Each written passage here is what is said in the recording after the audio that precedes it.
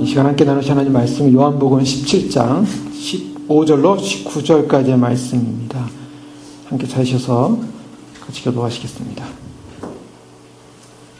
진리로 거룩하여 짐이라는 제목으로 오늘 주시는 말씀 함께 나누기 원합니다. 저희는 지난 시간에 예수님께서 제자들을 남겨놓고 이제 십자가에서 자신의 고난을 다 감당하셔야 되고 또 돌아가셔야 되고 또 부활하셔서 그의 모든 사역을 마치고 올라가셔야만 합니다. 그의 그런 막중한 그 구속의 사건을 앞에 두고 예수님께서 제자들을 위해 중보기도하는 중보의 기도의 내용은 굉장히 의미가 있는 것입니다.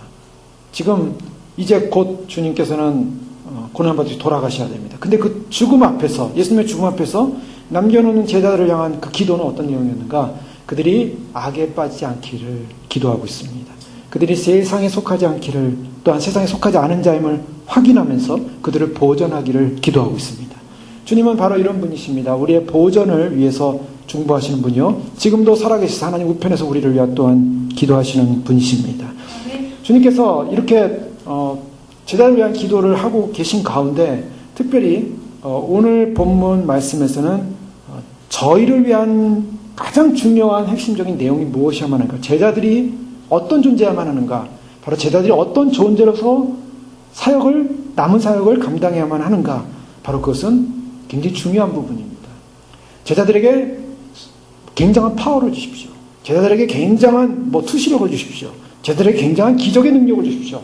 이런 어떤 은사적인 차원에서의 예수님이 기도를 하고 있는 것이 아닙니다. 하나님께 어떻게 기도하고 있습니까? 그들을 진리로 거룩하게 하옵소서.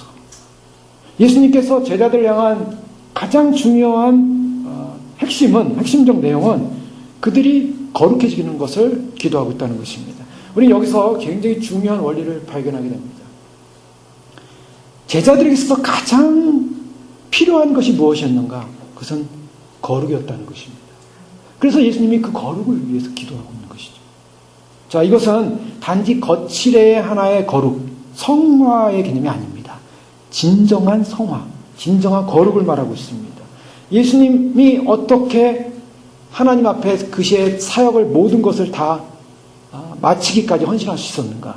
예수님이 자기를 어떻게 들을 수 있었는가? 사실 예수님의 제자들은 어떤 제자들입니까? 예수님을 닮는 제자들입니다. 그래서 사실은 오늘 예수님께서 이 제자들을 위해서 기도하는 내용은 1차적으로는 그 제자들에게 제한된 기도였지만, 그러나 2차적으로는 우리들에게도 해당되는 기도의 내용인 것입니다. 그 예수님께서 우리들을 향하여 예수님을 닮을 것을 말씀하시는데, 예수님을 닮기 위해서는 우리가 어떤 존재가 되면 거룩한 존재가 되어야 한다는 것입니다. 왜냐하면 예수님께서는 자신이 거룩하신 분이었다고 말씀하고 있기 때문입니다. 아버지께서 나를 세상에 보내고 나도 저들을 세상에 보내는데 그들을 위하여 내가 나를 거룩하게 하오니.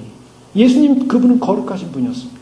그래서 그 거룩한 사역을 했고, 거룩한 언어를 가졌고, 거룩한 존재로서 하나님 앞에 자신의 모든 사역을 헌신했습니다. 그래서 이는 그들도 진리로 거룩함을 얻게 하려 함이니이다. 온전한 헌신, 하나님께 대한 온전한 순종, 온전한 구속의 완성은 어디서 시작됐냐면 예수님의 거룩으로부터 시작을 했습니다. 이 거룩함은 오늘날 있어도 굉장히 중요한 주제입니다. 특별히 주님 오심을 준비하면서 저희들에게서 정말 놓쳐서는 안 되는 핵심이 여기 있습니다. Knowing God, 하나님 아는 지식으로 알려진 제임스 패커 교수는 이런 질문을 던졌습니다. 오늘날에도 거룩함이 중요한가라는 질문을 던졌습니다. 그래서 그는 이런 대답을 자기 스스로가 결론을 내립니다. 그리스도를 따른다고 공언하는 신자들에게 거룩한 삶을 사느냐의 질문이 궁극적으로 의미가 있을까? 그는 이렇게 진단하기를, 오늘날 복음주의 교계를 볼 때 거룩함이 중요하지 않다는 결론에 쉽게 도달할 수 있다. 그래서 이 패커의 진단은, 오늘날 전해지는 설교는 거룩함보다는 성공, 긍정적 사고, 건강, 재산, 근심에서 벗어나는 일, 행복한 가정, 믿음을 이용한 세상에서의 성취의 삶, 등등등 단골 메뉴의 설교들이 그런 것들이지, 실제로는 거룩함과는 오늘날 복음주의는 멀어져 있다. 이렇게 평가를 했습니다. 이 평가를 한 게 벌써 몇십 년 전 얘기입니다. 몇십 년 전 얘기. 몇십 년 전에 이 미국 교회와 전 세계적인 복음주의 교회를 볼 때 복음주의 교회는 거룩과는 멀어지고 있다라고 평가를 했던 것입니다. 스코틀랜드의 150년 전에 목사님이었던 머레이 맥체인이라는 목사님인데, 이 목사님은 현재 우리 국민들에게 가장 절실하게 요구되는 것은 거룩한 삶이다, 이렇게 선포를 했습니다. 자, 오늘날은 이 믿음으로 우리가 시작을 하고 신앙생활을 합니다. 그런데 그 다음에는 무엇이 따라야 되냐면 회개를 통한 거룩한 삶이 수반되어야 되는 것입니다. 그런데 그 회개를 통한 거룩한 삶이 수반되지 못하는 그런 복음주의 시대에 와 있다는 것이 일반 또 믿음에 경건된 그러한 신학자들이나 또한 교수들이나 그러한 사람들의 평가라고 볼 수 있습니다. 포스트 모던 시대의 기독교, 이 기독교는 지난 시간에 살펴본 것처럼 값싼 은혜, 보네포가 얘기한 값싼 은혜냐 아니면 값비싼 은혜냐, 값을 치르는 은혜냐 아니면 값을 치르지 않는 은혜냐 라고 놓고 볼 때 값싼 은혜의 믿음이 강조되는 반면에, 그래서 구원을 쉽게 생각하는 반면에 오히려 믿음으로 사는 삶의 내용에 있어서는 등하냐는 부분이 있다라는 것을 얘기하고 있습니다. 제임스 패커는 계속적으로 이렇게 얘기합니다. 개인적인 죄나 도덕적 부도덕과 죄성으로 말미암는 죄는 더 이상 당사자의 문제만으로 생각하게 만들었고, 그것을 강조하면 반기독교적인 율법주의에 빠진다고 비난하고 반박한다라는 것이 오늘날 현상이다라고 제임스 패커가 이렇게 얘기했습니다.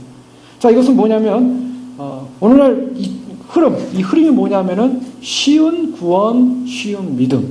그래서 쉬운 구원과 쉬운 믿음이 낳는 결과는 뭐냐면 거룩이라 아니면 도덕적 완성을 위한 우리의 삶의 변화는 단지 옵션뿐이다 라고 이렇게 얘기한다는 것입니다. 그래서 그거는 해도 되고 안 해도 된다라는 그런 하나의 중요한 가치성이 아니라 그것은 개인적인 믿음에 따라서 선택할 수 있는 상황이다라고 그렇게 평가를 한다는 것입니다.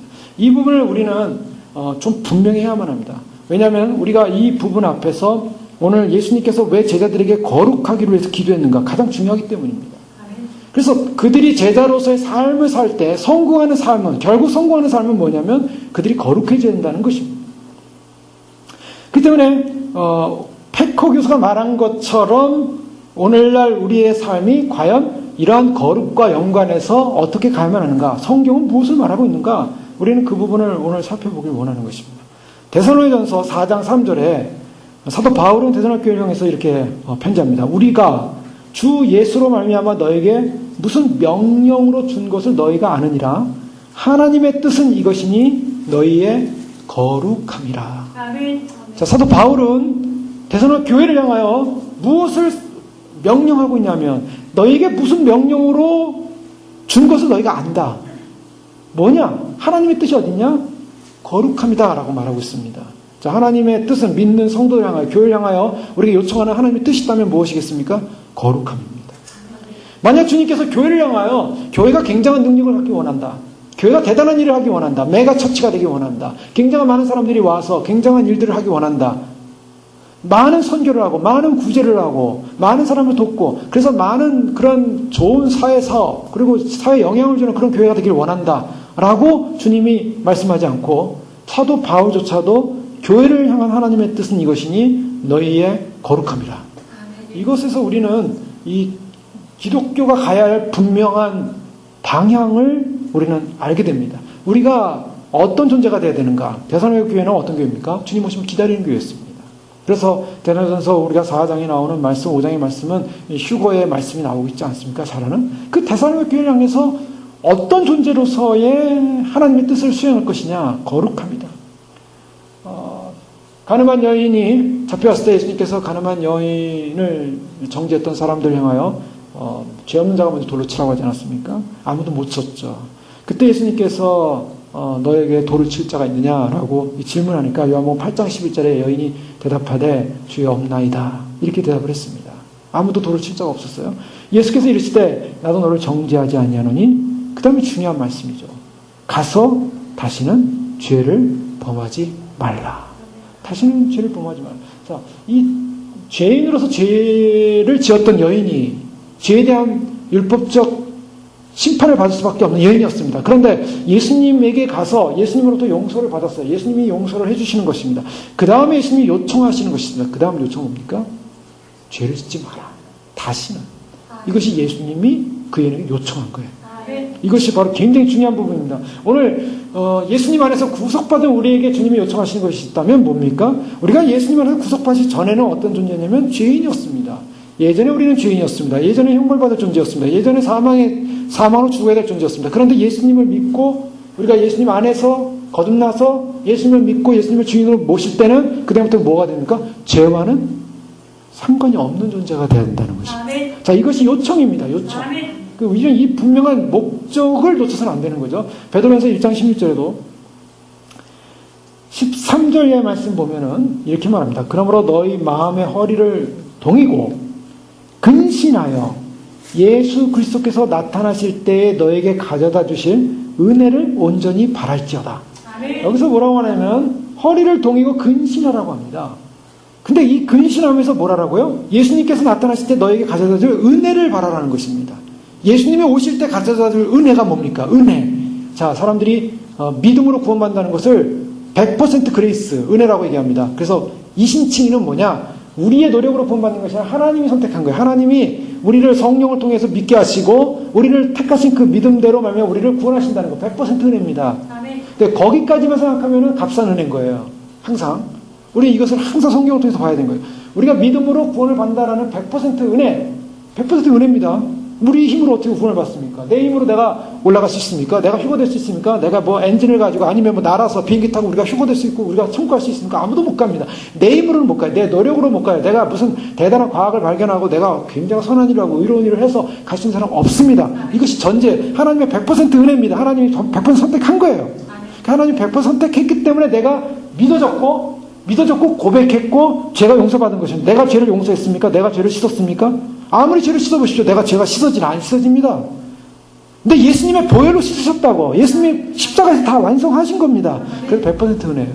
그런데 중요한 것은 그것까지만 돼서는 안 된다는 거예요. 100% 은혜인데 그 100% 구원을 받는 사람이 어떤 삶을 살아야 되냐면 허리를 동이고 근신하라고 합니다. 아멘. 여기 이제 굉장히 중요한 이 소위 말해서 양면성이에요. 제가 오늘 말씀드리는 이 부분은 굉장히 중요한 부분입니다. 성경에서 무엇을 말하고 있는가? 그래서 우리가 분명한 주님께서 요구하시는 삶의 요청 앞에 분명하게 우리가 개념을 잡고 그렇게 산다면 우리는 반드시 주님 앞에 서게 될 줄로 믿습니다. 왜냐하면 성경이 말씀하시기 때문에. 아멘.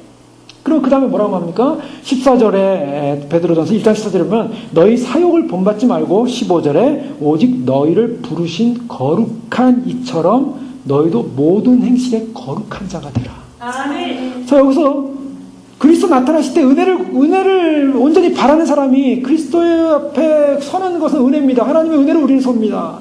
하나님 우리를 구원하지 않으면 우리는 구원받을 수 아무도 없습니다. 그래서 하나님 은혜를 갈망합니다. 그래서 은혜를 사모하죠. 주님 저를 구원해 주세요. 주님 저를 천국으로 데려가 주세요. 주님 오실 때 주님 휴거되게 해주세요. 이 은혜를 구하는 거 아니겠습니까?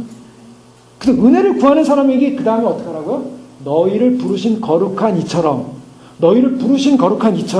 너희도 모든 행실에서 거룩한 자가 되라. 아멘. 그러니까 은혜를 바라는 사람은 뭐가 되라고요? 거룩한 자가 되라는 것이 따라오는 겁니다. 아멘. 이것이 반드시 양면성이에요. 그래서 아멘. 하나만 있으면 안 돼요. 우리가 은혜를 바라보자. 은혜는 하나님의 전적인 그 선택으로 구원을 받는 것이지만 그 전적으로 선택으로 구원받은 사람이라면 그걸 바라는 사람이라면 반드시 거룩한 삶으로 거룩한 존재가 되라는 것입니다. 그 다음 뭐라고 말씀하십니까? 16절에 보면 기록되었을 때 내가 거룩하니 너희도 거룩할지어다 하셨느니라. 그리고 17절에 보면 외모로 보시지 않고 각 사람의 행위대로 심판하시는 이를 너희가 아버지라 부른 줄 너희가 나그네로 있을 때를 두려움으로 지내라. 아멘. 이게 굉장히 우리가 굉장히 중요한 말씀입니다. 우리가 신자가 되는 순간부터 어떤 삶이 일어나냐면 자유가 일어납니다. 죄로부터의 자유. 기쁘죠. 나 자유 얻었네, 너 자유 얻었네, 우리 자유 얻었네. 우리도 이렇게 기쁘게 찬양합니다. 왜? 자유 얻었으니까. 얼마나 기쁜 일입니까? 죄로부터 해방됐어요. 기쁜 일이에요. 그러나 기쁜 일이지만 우리 안에서 영이 기뻐하지만 우리의 삶은 어떤 삶이어야 되니까? 그 다음부터 이제 한마디로 이 숙제가 남아있는 거예요. 그 숙제는 뭐냐면 그런 자유를 얻은 자다운 삶을 살아야 되는 것입니다. 아멘. 그게 자유를 얻은 자입니다. 아멘. 자유를 얻었는데 자유를 얻은 자답지 않게 사는 것은 잘못된 거죠. 옷을 아니 몸을 다 이렇게 깨끗하게 씻었는데 다시 더러운 데 가서 막 몸을 더럽히면은 그 몸을 씻는 의미가 없는 거죠. 그러니까 몸을 씻었으니까 더럽히지 않으려고 노력을 해야 됩니다. 아멘. 몸을 씻는 존재니까. 아멘. 네. 근데 더러운 데 가서 자꾸 더러워지면 다시 몸을 씻는 의미가 없어져요. 그러니까 거기에 뭐가 들어가면 항상 죄라는 문제가 들어옵니다. 그래서 거룩한 자가 되라는 이 말 속에 왜 거룩한 자라고 내가 되라고 합니까?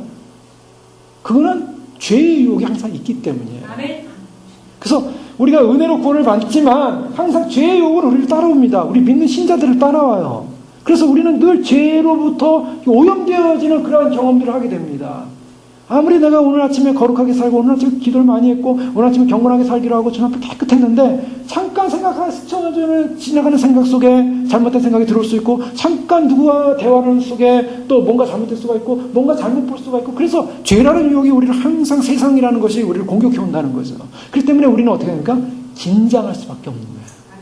죄에 대해서 우리는 예민하게 반응해야 되기 때문에 그것을 거절해야 되기 때문에 거기에서 두려움이 있는 것입니다. 아멘. 우리가 진짜 무서워서 두려웠다는 게 아니죠. 아멘. 사자가 풀려져 있으면은 무섭지만 사자를 딱 묶어 놓지 않았습니까? 철로 역정에 보면. 그래서 딱 사자가 묶여 있었기 때문에 이렇게 보니까 처음엔 두려웠다가도 이렇게 보니까 묶여 있는 사자 안 무섭습니다. 사실은. 그러나 우리는 조심해야 한다는 것이죠. 아멘. 조심. 그래서 그 조심해야 되는 게 바로 두려움으로 지내라. 디도서 2장 11절에서 14절의 말씀에 보면 또 이렇게 말씀하고 있습니다.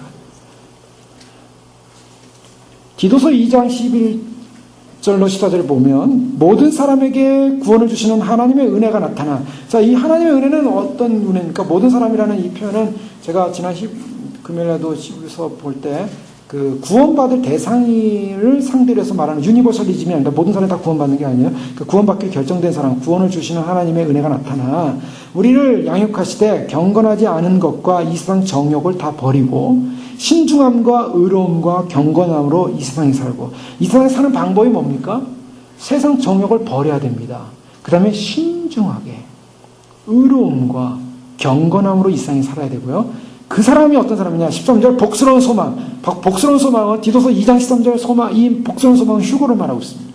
주님 오시는 날 우리의 크신 하나님 구주 예수 그리스도의 영광이 나타나심을 기다리게 하셨으니 이것이 바로 복스러운 소망이에요. 그러니까 예수님의 영광이 나타나심을 기다리는 사람들에게 복스러운 소망이 있는데 이 사람은 어떤 사람이냐? 바로 세상 정욕을 버리고 신중함, 의로움, 경건함으로 사는 사람들이라고 말하고 있습니다. 그러면서 14절에 보면 이렇게 말씀하고 있어요. 그가 우리를 대신하여 자신을 주심은 모든 불법에서 우리를 속량하시고 우리를 그 다음에 깨끗하게 하사 선한 일을 열심히 하는 자기 백성이 되게 하려 하심이라. 아멘. 예수님께서 우리를 향하여 돌아가신 목적은 우리를 불법에서 우리를 속량하셨고 우리를 깨끗하게 하셨고 그리고 선한 일을 열심히 하는 자기 백성이 되게 하셨다는 것입니다. 자, 여기 무슨 일이요? 선한 일. 선한 일을 말하고 있어요. 에베소 5장 우리가 에베소 강의할 때도 살펴봤던 것, 이 부분은 우리가 살펴보지 않았던 말씀이군요. 본문상. 그럼 에베소 5장 26절, 27절 말씀에 보면 이는 곧 물로 씻어 말씀으로 깨끗하게 하사 거룩하게 하시고 교회를 향하여 그런 것입니다. 자기 앞에 영광스러운 교회로 세우사 교회를 어떻게 하려고요? 티나 주름 잡힌 것이나 이런 것들이 없이 거룩하고 흠이 없게 하려 하십니다. 아멘. 자, 교회를 향한 하나님의 계획은 뭐냐? 거룩하게 하는 것입니다. 말씀으로 깨끗하게 하셔서 거룩하게 하시고 흠이 없게 하려 하십니다. 아멘. 에베소 4장 21절 24절 말씀 보십시오. 이 지금 성경에 얼마나 교회를 향하여 우리를 향하여 거룩을 외치고 있는가. 21절에 보면요. 진리가 예수 안에 있는 것 같이 너희가 참으로 그에게서 듣고 또한 그 안에서 가르침을 받았을진데 너희는 유혹의 욕심을 따라 썩어져가는 구습을 따르는 옛사람을 벗어버리고 어떻게 하라고요? 오직 너희의 심령이 새롭게 되어 하나님을 따라 의와 진리의 거룩함으로 지으심을 받은 새 사람을 입으라. 아멘. 자, 여기서 에베소 교회를 향하여 뭐라고 말씀하십니까? 너희는 유혹의 욕심을 따라 썩어져가는 구습, 옛 습관을 벗어버리라는 것입니다. 그리고 옛사람을 벗어버리라는 거예요. 그리고 어떻게 되라고요? 심령이 새롭게 되라. 그리고 하나님을 따라 의와 진리의 거룩함으로 지으심으로 새 사람을 입으라. 아멘. 이게 누굽니까? 바로 믿는 성도들 향하여 말씀하고 있는 것이죠. 자, 이 부분에 있어서 우리에게 어떠한 부분이 남겨져 있냐면 주님께서는 우리를 구속하신 최종 목적이 무엇인가를 보여주고 있습니다. 예수님께서 우리를 구속하신 최종적인 목적이 있다면 그 최종적인 목적은 바로 나를 거룩하게 합니다. 라는 것이 최종적인 목적이고, 그리고 그런 거룩함이라고 하는 것은 우리로 하여금 어떠한 문제를 담고 있냐면 새 사람, 진리의 거룩함으로 지으심을 받은 새 사람으로서 살 것을 계속적으로 우리에게 요청하고 계시다는 것을 우리는 발견하게 됩니다. 그렇기 때문에 우리가 새 사람이다, 예수님 안에서 새로운 존재가 됐다면 우리는 어떤 삶을 살아야 되냐면 거룩한 존재가 돼야 됩니다. 근데 거룩한 존재가 내가 거룩합니다, 나는 거룩합니다 라는 것으로 거룩해지냐는 거죠. 거룩함의 삶의 추구가 있어야 한다는 것이죠. 거룩함의 삶의 추구가 있습니다. 그래서 에베소 2장 10절에 우리의 만드신 바라 그리스도 안에서 선한 일을 위하여 지으심을 받은 자니 이 일은 하나님이 이전에 예배하사 우리로 그 가운데 행하게 하려 하심이라 라는 아니죠. 에베소 2장 10절 말씀이 네, 하려 하심이라 이렇게 말씀하죠. 우리는 하나님의 전에 예배하사 우리로 그 가운데서 행하게 하려 하심이라. 이 부분에 있어서 우리가 분명히 우리가 확인할 수 있습니다. 그러면 하나님 나라는 어떤 나라인가? 하나님 나라는 요한계시록 21장 27절에 분명히 말하고 있죠. 무엇인지 속된 것이나 가증한 일 또는 거짓말하는 자는 결코 그리로 들어가지 못하되 오직 어린 양의 생명책에 기록된 자들만 들어가리라. 자, 어린 양의 생명책에 기록된 사람들은 어떤 사람입니까? 속된 것, 가증한 것, 거짓말하는 것, 또 그 외에 다른 죄 목록에 대해서 죄 목록이 있는 사람은 생명책 기록이 될 수 없는 걸 말하고 있어요. 죄라는 것이 속된 것이나 가증한 것이나 아니면 거짓말하는 것, 이것이 있는 사람들은 생명책에 이름이 기록이 안 된다는 거죠. 그런 것이 없는 사람만이 들어갑니다. 결코 그리로 들어가지 못하되 하나님 나라 못 들어간다는 것이죠. 이거 굉장히 두려움을 주는 것입니다. 히브리서 12장 10절에 모든 사람과 더불어 화평함과 거룩함을 쫓으라. 이것이 없이는 아무도 주를 보지 못하리라. 자, 주님을 봐야 될 사람은 무엇을 쫓으라고요? 거룩함을 쫓으라. 자, 지금 예수님께서 제자들을 향하여 무슨 기도를 하고 있냐면 저들을 거룩하게 하옵소서.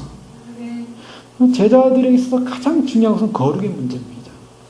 그래서 오늘날 우리가 예수님 믿고 나서 그 다음부터 우리가 추구해야 되는 삶과 신앙의 내용이 있다면 우리는 거룩해지는 삶으로 살아야 한다는 것입니다.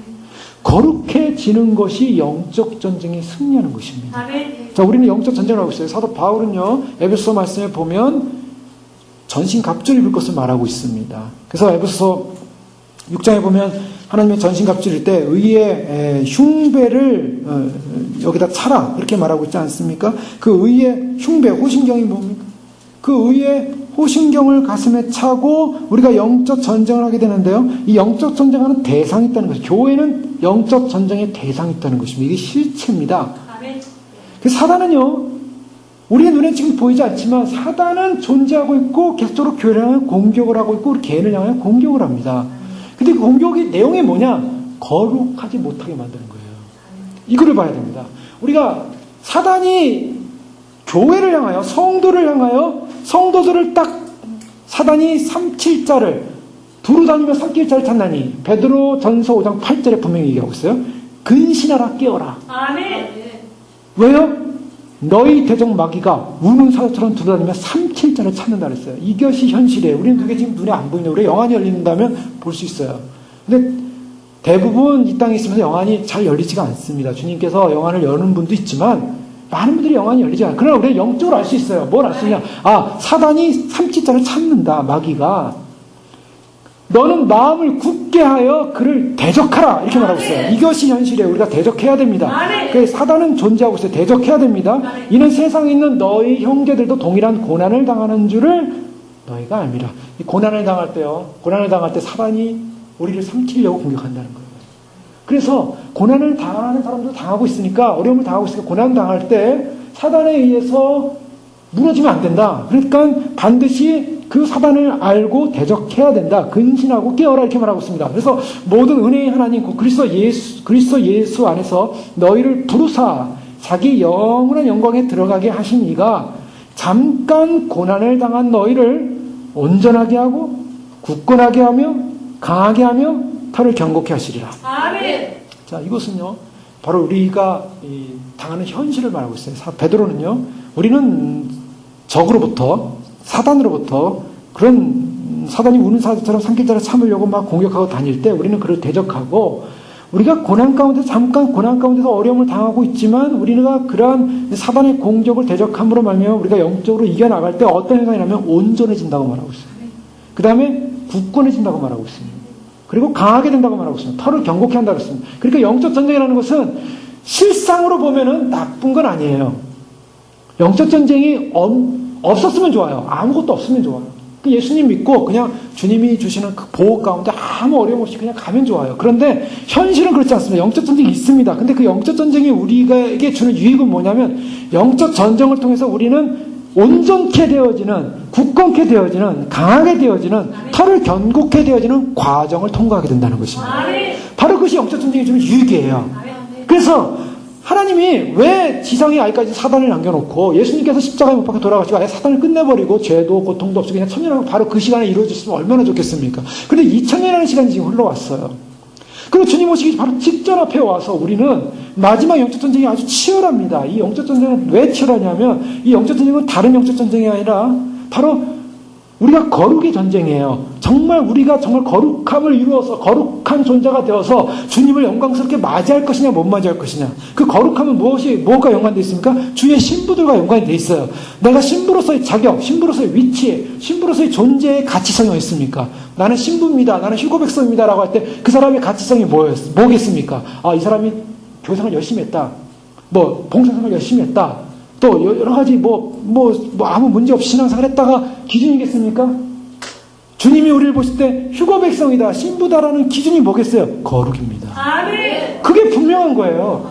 주님이 우리를 평가할 때 누구를 선택하는가, 누구를 데려가실까, 누구를 구원하실까? 거룩한 사람입니다. 아멘. 그렇기 때문에 전쟁이 치열한 겁니다. 아멘. 그 거룩을 사단이 빼앗으려고요. 그래서 공격하는 거예요, 사단이.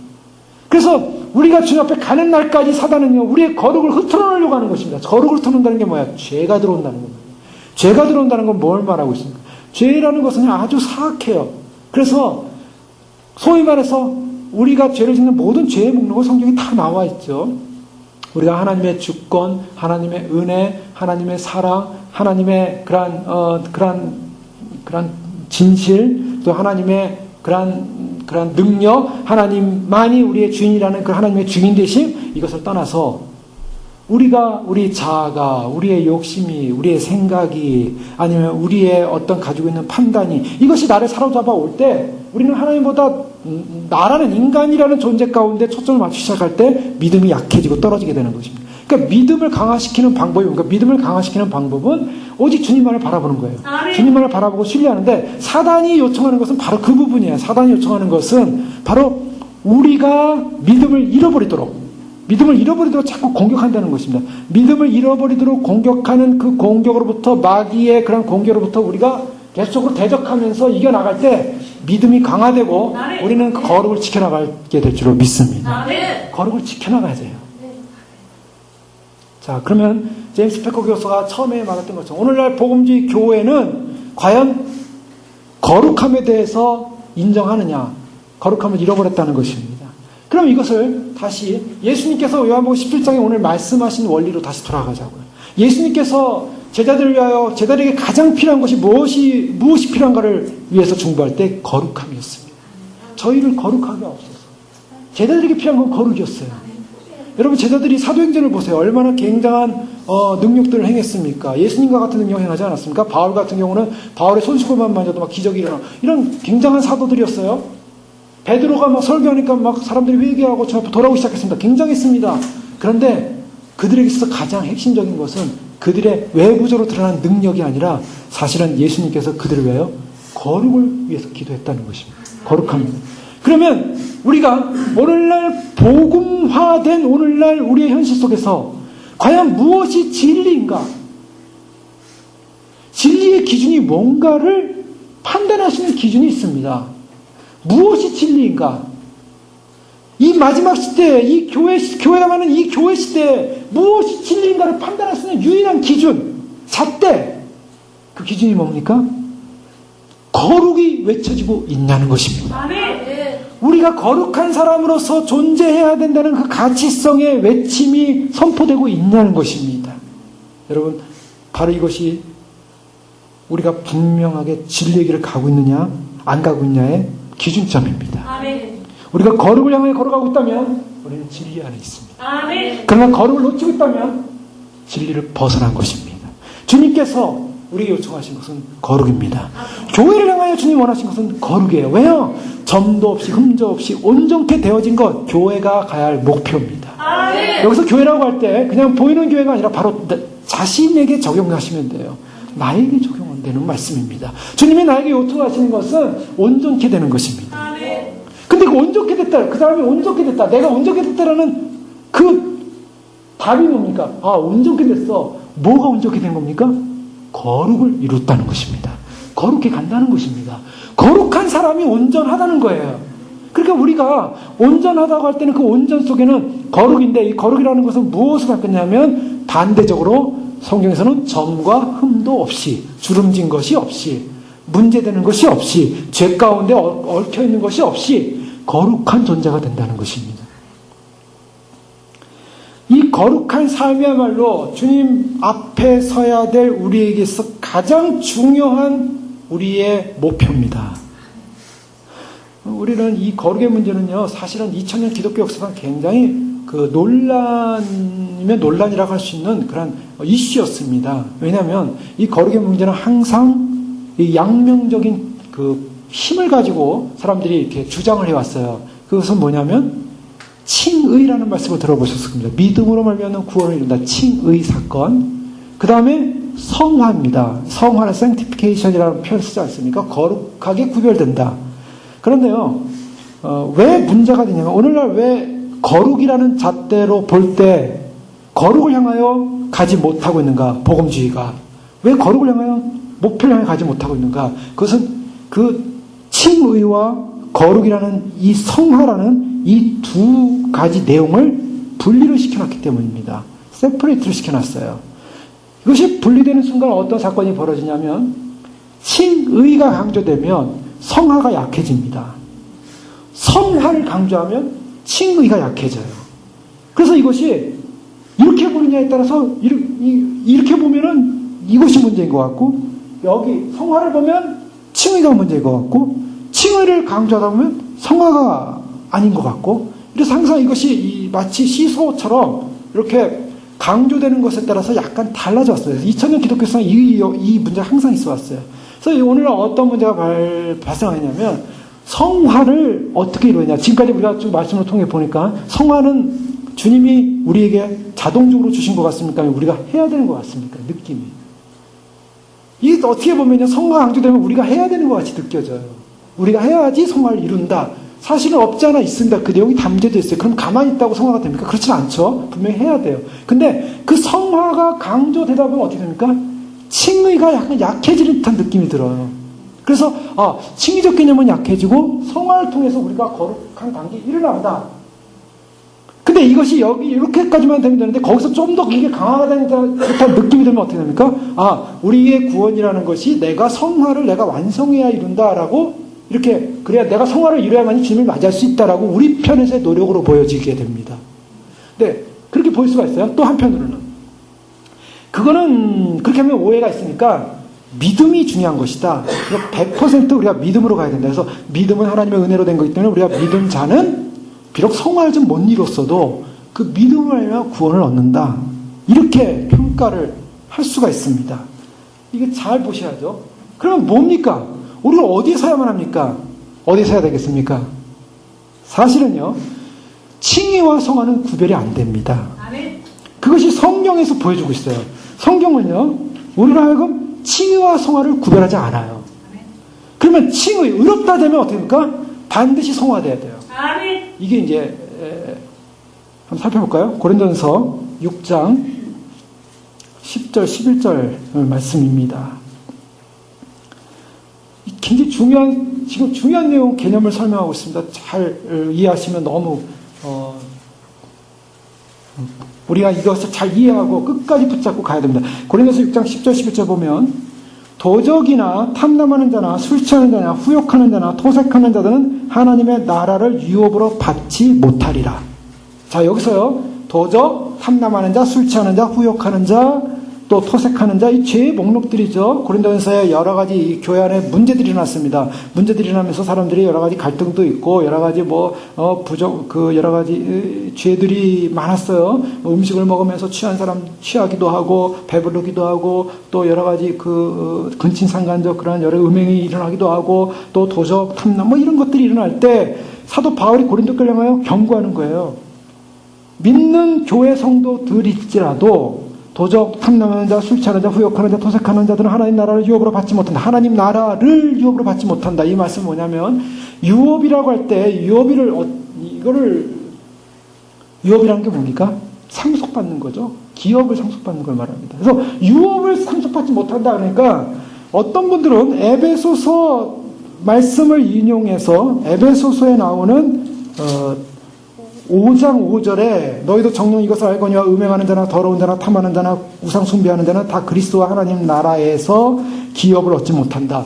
여기 똑같은 죄 목록들이 나와요. 고린도전서에는 사도 바울이 하나님 나라를 유업으로 받지 못한다라고 얘기하고 있고 에베소서에서는 하나님 나라에서 그리스도와 하나님 나라에서 기업을 받지 못한다. 자, 지금 차이가 있죠. In Christ, 그리스도 안에서 기업을 받지 못한다라는 개념으로 에베소 5장은 쓰이는 것 같아요. 근데 고린도서 6장 10절로 가면 하나님 나라조차도 못 들어가요. 나라를 유업으로 못 봐요. 하나님 나라는 것은 천국을 말해요. 그러니까 천국에 못 들어간다는 얘기예요.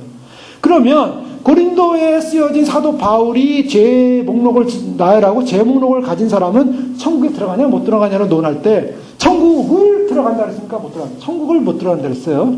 근데 에베소 5장 5절은 그리스도와 하나님 나라에서 유업을 못 받는데 나라까지는 들어갔는데 거기서 유업을 못 받는데 그러니까 거기서 소위 상급을 못 받고 기업을 못 받는다는 거예요. 그렇게 해석을 하는 겁니다. 근데 이것은 우리가 잘 보셔야 돼요. 이 성경을 해석할 때 문자적 해석을 1차적으로 강조하다 보면 문자만을 강조하다 보면 무슨 문제가 생기냐면 오류가 일어납니다. 그러니까 성경에서 똑같은 바울이 얘기하는데 하나님 나라를 못 들어간다고 하고 나라 안에서 기업만 못 받는다고 하고 그러면 사도 바울이 의도한 방향이 뭐냐는 거예요. 이걸 우리가 해석을 해야죠. 그래서 어떤 사람은 이런 거 하나만 딱 따가지고 들어와서 그 다음 뭡니까? 우리는 구원은 받되 하나님 나라에 상급을 못 받는다. 어떤 사람이 구원받습니까? 믿음으로 구원받으니까 위에 있는 음행, 더러운 자, 탐하는 자, 우상숭배자 이런 사람들은 구원을 받되 하나님 나라에서 상급만 못 받는다. 이렇게 해석을 해요. 이것을 극단적 문자적 해석이라고 합니다. 자, 이런 극단적 문자적 해석으로만 요걸 딱 한정 지어지면 이게 아주 문제가 심각하게 돼요. 그렇기 때문에 성경을 볼 때 항상 어떻게 보냐면 성경을 한 가지로만 해석하면 안 돼요. 이 말의 의미가 전체적으로 보면 전체 구원관에서 어떤 말씀을 증거하고 있는가 전체적으로 입체가 그려져야 돼요. 그래서 여기서 말하는 내용이 뭔가를 인식해야만 합니다. 우리가 보통 글을 읽을 때 행간을 읽는다 그러잖아요. 행간을 읽는다 그럴 때는 그것이 똑바로 요거다라고 말은 안 했지만 그 의미 속에는 no라는 말이 들어갈 수가 있어요. 근데 직접적으로 no라고는 안 했어요. 그런데 그 밑에는 아니야 라는 말을 가지고 이렇게 할 수가 있어요. 어떤 때는 yes라는 의미를 가지고 말을 하지만 이게 yes인가 no인가? 딱 들어보면 이거는 예다라는 걸 알 수가 있어요. 그렇지 않습니까? 행간이 바로 이 부분이에요. 하나님께서 우리에게 말씀을 주실 때 말씀을 그래서 짝이 있다로 그 짝을 갖다 맞춰야 되는데요. 고린도서 6장 10절에 하나님 나라를 유업으로 받지 못한다라고 해서 못 들어간다는 것입니다. 자, 성경 전체에서는요. 죄를 어떻게 얘기합니까? 죄라는 것은 하나님 나라에 못 들어가는 개념입니다. 여러분 잘 생각하세요. 우리가 죄를 짓는데 하나님 나라 들어갈 수 있다. 이 논리가 맞습니까? 아주 쉽게 얘기할게요. 내가 죄를 짓고 있어요. 하나님 나라 들어갈 자신 있습니까? 자, 여기서 이 문제가 심각해지는 거예요. 내가 죄를 짓고 있어요, 지금. 계속 죄를 짓고 있어요. 근데 하나님 나라 들어갈 수 있냐 할 때 나는 하나님 나라 들어갈 수 있다 자신 있는 분. 어떤 분입니까? 믿음의 확신을 갖고 있는 분이에요. 어떤 믿음? 빌리비즘. 믿는다라는 확신. 하나님의 나라를 구속하셨고 나를 구원하실 주권자라는 믿음이 있는 분들은 그런 확신을 가져요. 그런데 그 사람은 죄를 짓고 있어요. 어떻게 했겠습니까? 하나님 관점에서 볼 때 하나님이 구원할 거라는 확실한 믿음을 가지고 죄를 짓고 있어요. 상식적으로 생각해 보세요. 하나님 나를 구원하신다는 분명한 믿음이 우리가 예수 믿는 순간 있어요. 아, 나는 예수 믿고 예수님을 구주로 영접했으니 나는 구원받는다. 믿음이 있으니까 믿음이 있어야 됩니다. 근데 그 믿음을 가지고 죄에 대해서 예민하지 않아요. 그러면 어떨까요? 죄에 대해서 예민하죠. 성경에서 죄에 대해서 예민하라고 했을까요? 해서 하지 말라고 했을까요?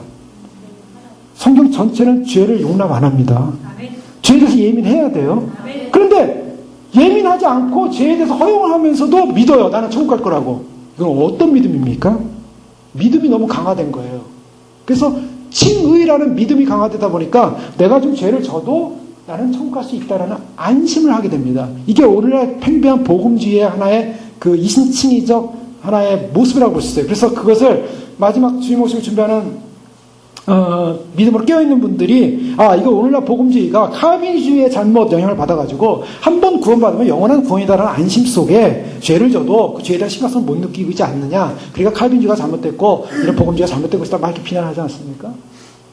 그러면 믿음을 갖고 있는 사람들은 저 사람들은 뭐 구원을 받기 위해서 열심히 노력을 하네, 행위를 하네. 그러면 구원을 받기 위해서 노력하고 행위한다는 그 행위 자체를 보면서 행위로 구원받으려고 하는 건가라고 또 의심을 할 수가 있어요.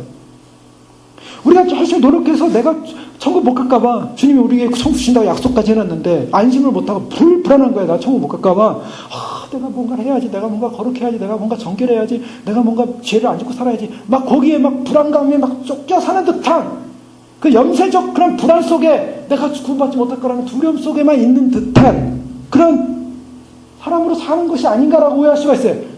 자, 이거 잘 해석해야죠. 그렇게 살고 있는 것입니까? 11절에 보면 고린도전서 6장 11절입니다. 너희 중에 이와 같은 자들이 있더니, 여기 한글 성경에는 빠졌는데요. 이게 뭐 다른 번역 성경, 킹제임스나 RSV나 개정역 성경이나 이런 영어 성경에 보면 but이라는 그 접속사가 나오는데요. 그러나 너는 주 예수 그리스도의 이름과 우리 하나님의 성령 안에서 씻음과 거룩함과 의롭다 하심을 얻었느니라. 자, 여기서 뭘 말하고 있어요? 성령 안에서 어떤 사람이 됐다고요? 첫째, 거룩, 씻었대요. 자, 예수님의 보혈로 씻겨졌습니다. 그 다음에 어떻게 됐어요? 거룩함을 입었대요. 그 다음에 뭘 입었어요? 의롭다함을 입었어요. 이게 굉장히 중요합니다. 왜 씻음과 거룩함과 의롭다함이 세 가지가 한꺼번에 나오는가? 베드로 전서 1장 2절에 보면 그 하나님 아버지의 미리 아심을 따라 성령의 거룩하게 하심으로 순종함과 예수 그리스도의 핏부림을 얻게 하여 택하심을 입은 자들에게 편지하노니. 자, 베드로는요, 베드로 전서를 쓰면서 어떤 사람에게 편지하냐면 두 가지 특성이에요. 거룩함을 입은 사람이에요. 성령의 거룩하심을 입은 사람과 택하심을 입은 선택된 사람이에요. 자, 우리가 선택된 사람은 어떤 사람이라니까? 예수 그리스도를 믿고 구원받아서 의로운 칭의된 사람을 선택된 사람이라고 합니다. 그래서 칭의를 받고 선택받은 사람과 거룩해 된 사람, 거룩과 칭의는 분리되지 않는다는 게 한 사람이에요. 동일한 사람입니다. 내가 칭의로서 의롭게 됐으면, 믿는다고 의롭게 됐으면 그 다음에 나는 어떤 사람이어야 돼요?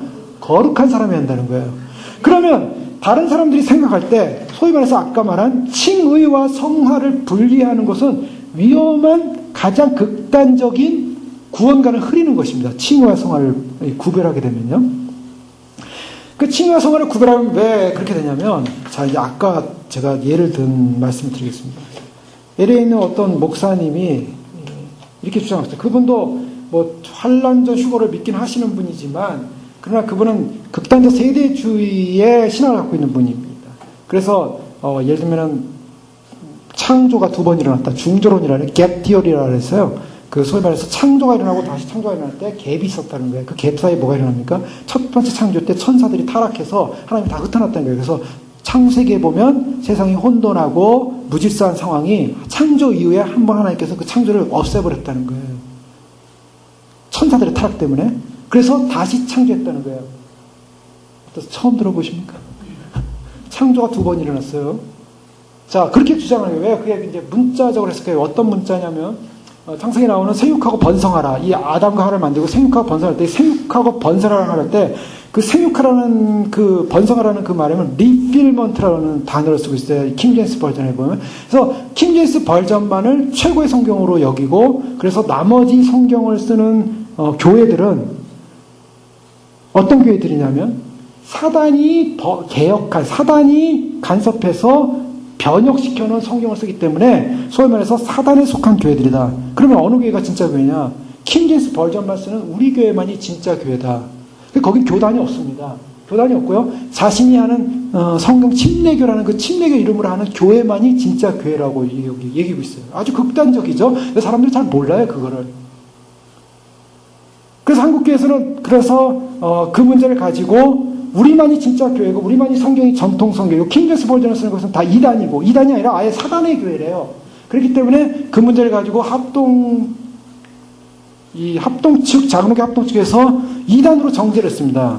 2단으로 정지했으니까 우리가 왜 2단이냐? 명예훼손죄에서 5억을 걸고 명예소송을 걸었는데 그것이 패소했어요. 그러니까 이유 없다. 왜? 이것은 엉터리다. 이것을 주장하는 것은.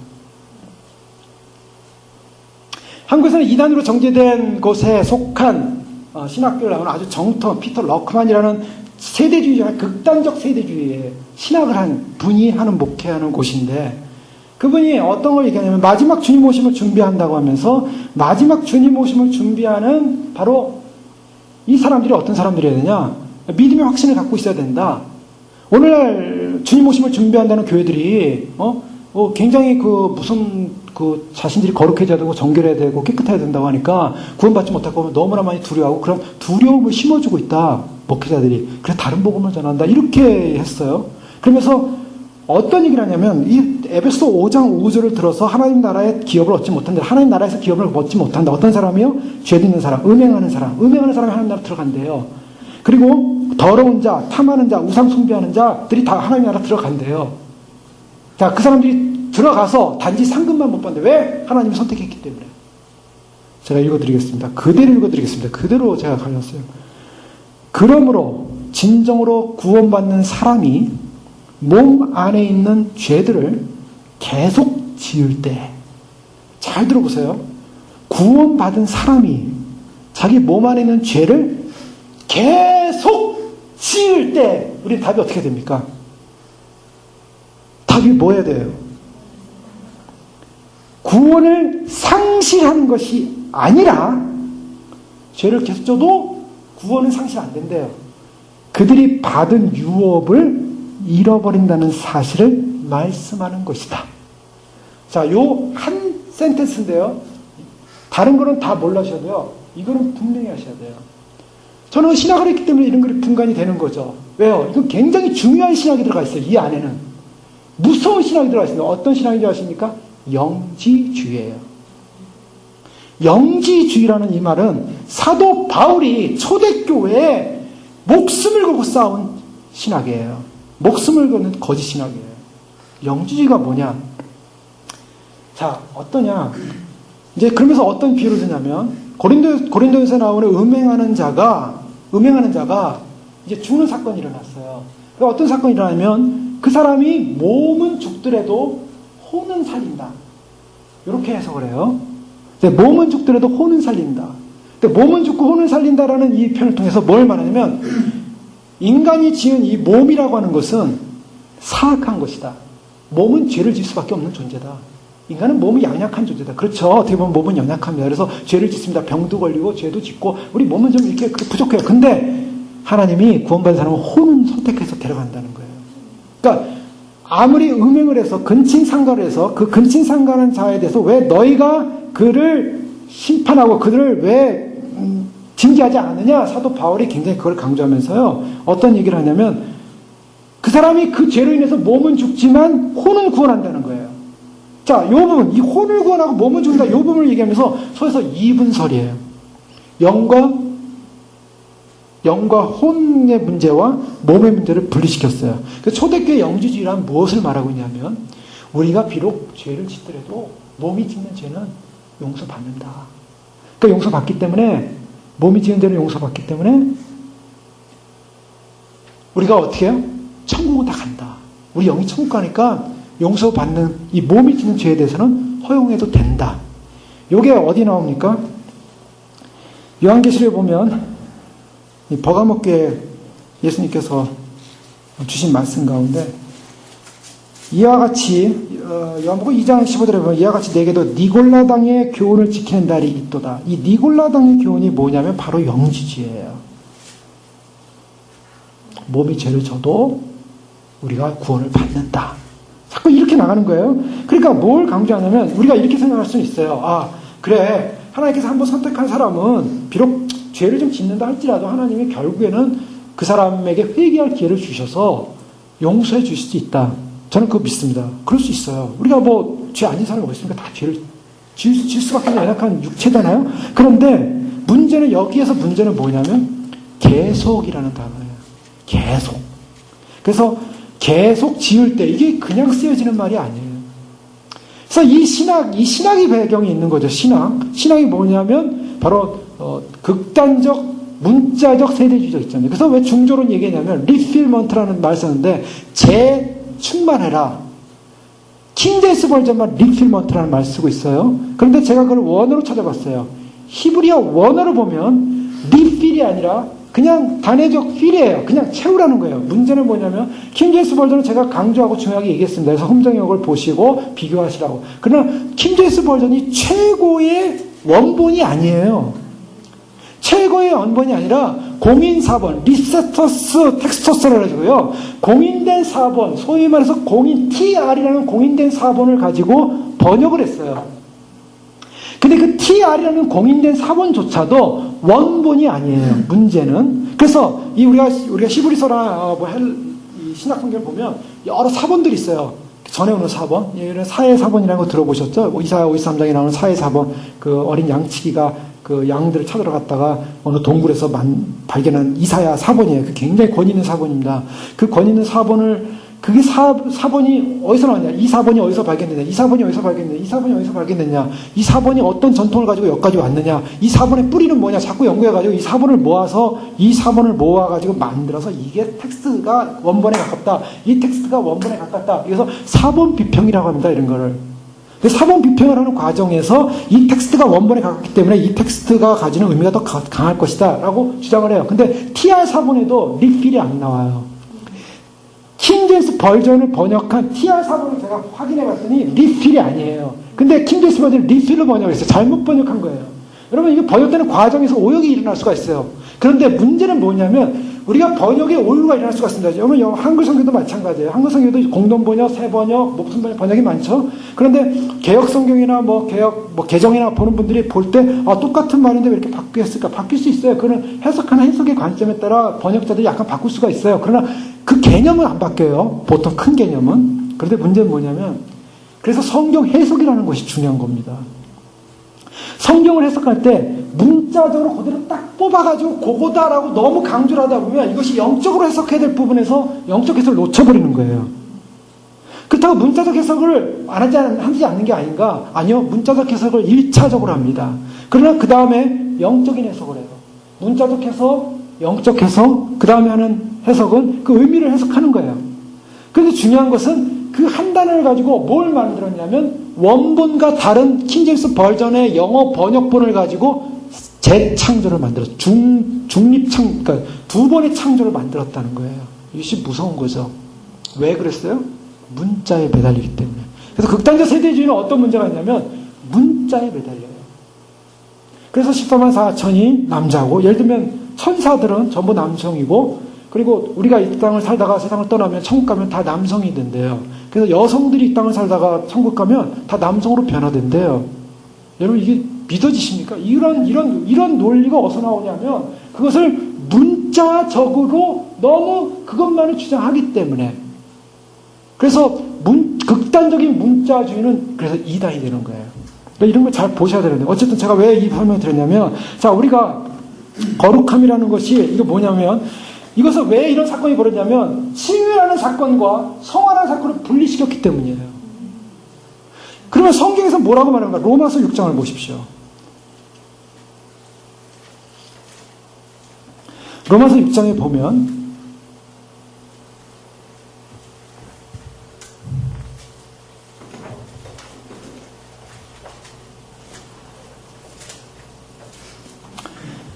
그런즉 1절부터 제가 읽겠습니다. 그런즉 우리가 무슨 말 하리요? 은혜를 더하게 하라고 죄에 거하겠느냐? 그럴 수 없느니라.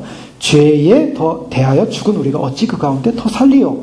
무릇 그리스도 예수 합하여 세례를 받은 우리는 그의 죽으심과 합하여 세례를 받은 줄 알지 못하느냐라고 이렇게 말하고 있죠. 자, 우리가 은혜를 더하게 하라고 죄에 거하겠느냐? 그럴 수 없다. 죄에 대해 우리가 어찌 그 가운데 살리요? 우리는 죄에게 드릴 수 없다고 말하고 있어요. 그러면서 12절 이하의 말씀 보시죠. 그러므로 너희는 죄가 너희 죽을 몸을 지배하지 못하게 하여 몸의 사욕에 순종치 말고 또한 너희 지체를 불의의 무기로 죄에게 내주지 말고 오직 너희 자신을 죽은 자 가운데서 다시 살아난 자 같이 하나님께 드리며 너희 지체를 의의 무기로 하나님께 드리라. 죄가 너희를 주장하지 못하리니 이는 너희가 법 아래 있지 아니하고 은혜 아래 있음이라. 아멘. 그리고 19절 말씀 보십시오. 너희 육신이 연약함으로 내가 사람이 예대로 말하느니 전에 너희가 너희 지체를 부정과 불법에 내주어 불법에 이른 것 같이 이제는 너희 지체를 의에게 종으로 주어 거룩함에 이르라. 아멘. 22절 말씀 보십시오. 그러나 이제는 너희가 죄로부터 해방되고 하나님께 종이 되어 거룩함에 이르는 열매를 맺었으니 그 마지막은 영생이라. 아멘. 자, 여기서 죄로부터 해방됐다고 말하고 있어요. 우리 죄로부터 해방이 됐어요. 이신칭이에요. 정말 믿음으로 우리가 구원받아요. 그런데 그 다음에 뭡니까? 죄를 지라고 합니까? 안 지라고 합니까? 더 이상 죄에 거하면 안 된다고 얘기하고 있어요. 죄를 져서는 안 된다는 거예요. 죄라는 것이 들어오면 우리가 학생들 수학 문제 풀 때요. 학생들이 수학 문제 잘 못 푸는 학생들 가만히 보면 어떤 문제 푸냐면 잘 공식대로 가요. 가는데 문제가 뭐냐면 답이 틀려버렸어요. 그 왜 답이 틀렸는가 보면 중간에 무슨 문제가 생기면 마이너스 문제가 생겨요. 항상. 수학 잘 못 푸는 분들의 특징이 뭐냐면 마이너스를 대충 처리해요. 마이너스를 어떻게 대충 처리하냐면 이 마이너스가 딱 나오면 이 마이너스가 가로 밖에 있는 거지 가로 안에 있는 거지 이게 어디까지 영향을 주는 거지 그 마이너스를 분명히 인식을 해야 돼요. 근데 그걸 긴장 안 하죠. 그래서 숫자만 보고 이게 대충 이렇게 더하고 대충 빼고 이렇게 하면 대충 답이 나오겠구나 하고 딱 했는데 답이 이상하게 나온 거예요. 왜요? 마이너스 때문에. 이 마이너스가 전체를 곱해줘야 되는 건지 전체를 나눠줘야 되는 건지 하나만 속한 건지 하나만 지수인지 하나만 그 마이너스 처리를 잘못했어요. 죄라는 게 딱 들어오면 죄는 바이러스. 여러분 컴퓨터 하실 때 요즘 컴퓨터 얼마나 그 바이러스 그 프로그램이 많습니까? 근데 이상한 바이러스가 많아요. 요즘은 이 이메일 한번 잘못 체크해도 그냥 바이러스 들어와가지고 완전히 우리나라의 그 한국에 지금 얼마 전에 방송국들이 막 난리가 났잖아요. 그 왜 난리 나는가? 그 바이러스 체크하는 그 시스템에서 자동으로 그 바이러스가 들어가가지고 자동으로 다 바이러스 걸리게 했잖아요. 이 바이러스가 딱 들어오면요. 이 바이러스는 반드시 잡아내야 돼요. 그걸 안 잡아내면 걔가 문제를 일으킵니다. 언젠가는. 죄라는 것은요. 그렇게 단순한 문제가 아닙니다. 주님이 우리를 어떻게 부르셨냐면 우리를 부르실 때 우리를 거룩하게 부르시고 우리를 로마서 8장 30절 말씀 보면 또 미리 정하신 그들을 또한 부르시고 부르신 그들을 또한 의롭다 하시고 의롭다 하신 그들을 또한 영화롭게 하셨느니라. 자, 여기 주님이 우리를 부르셨어요. 선택입니다. 부르셨어요. 또 우리를 칭의 의롭다 하셨어요. 의롭다 하신 그들을 또한 어떻게 해요? 영화롭게 하셨습니다. 즉 우리가 예수님 믿고 우리가 의로워졌으면 우리가 의로웠다는 칭을 받게 되면 그 다음부터 나타나는 것은 영화롭게 되는 관계. 영화라는 것이 멀리 있는 것이 아니라 영화는 성화와의 관계 속에서 영화가 이루어지는데 죄의 문제를 해결해야 한다는 것입니다. 그러니까 예수님 믿고 나서부터 그 다음부터 어떻게 되냐면 우리가 죄의 문제를 해결하기 위해서 애써서 우리가 죄의 문제와 싸워야 된다는 거예요. 그것이 우리에게 남겨진 숙제예요. 근데 그렇기 때문에 그것이 남겨진 숙제이기 때문에 빌립보서 우리가 잘 알고 있는 2장 12절 말씀. 그러므로 나의 사랑하는 자들아 너희가 나 있을 때뿐만 아니라 지금 나 없을 때에도 항상 복종하여 두렵고 떨림으로 너희 구원을 이루라. 이 말씀은 뭐냐면 영어 성경에 보면 좀 더 정확히 나오고 있어요. 워크아웃이라는 표현이 나오는데요. 너의 구원을 어떻게 해요? 두려움과 떨림을 가지고 드러내라는 겁니다. 자, 구원을 받았어요. 받은 존재예요. 우리가 구원받은 존재예요. 그런데 우리 구원받은 존재가 어떻게 해야 됩니까? 난 구원받았으니까 아무런 염려 없어. 아무런 두려움 없어. 아멘, 할렐루야. 언제든지 주님 오시면 주님 맞이할 수 있어. 많은 분들이 계세요. 예전에 어떤 분들이 이제 큐티할 때 어떤 시사님 그래요. 전혀 영적인 긴장이 없어요. 세속적이에요. 물질적이에요. 전혀 하나님 나라에 대한 소망도 별로 없고 그냥 물질적인 좀 풍요로운 분이었어요. 그런데 예수님 오시니까 우리 예수님 오실 때 휴고돼야 됩니다. 근데 휴고되기 위해서 우리가 준비해야 되지 않겠습니까? 그랬더니 뭐냐면 이렇게 걱정을 해요. 그냥 올라가면 되지.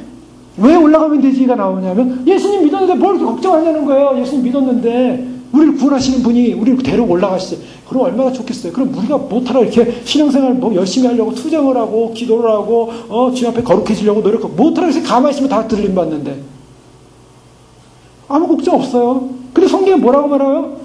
복종하고 두렵고 떨림으로 너희 구원을 드러내라. 왜 그런가? 그 다음 구절 보세요. 13절에.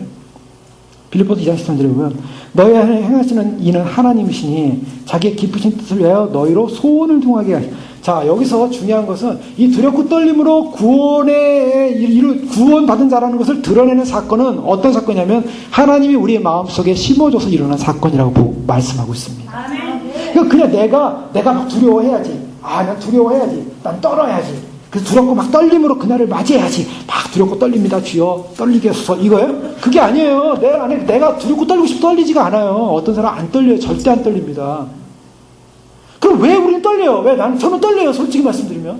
내가 구원관이 없어서 떨립니까? 제가 말씀을 몰라서 떨리는 게 아니에요. 저는 두려워요. 어떨 때는.